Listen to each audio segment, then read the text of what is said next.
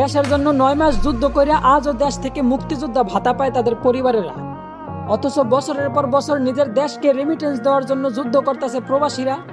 সেই প্রবাসীদের লাশটাই নাকি ইউএস বিমান বহন করতে পারবে না। তো বলি, তোমাকে বাপের টাকা দিয়া প্রবাসী আইছিলাম রে, তবুও তো মাসের পর মাস সেই প্রবাসীদের কষ্টে কামানো রেমিটেন্স পকেটে নিয়ে চলাফেরা করো। সব প্রবাসীরা মিল্লা যখন তোমাদের ওই ইউএস বিমান বয়কট করে দিমু, তখন দেখবো ঠোঙ্গার মতো খালি বিমান আকাশে ওরা কি করো।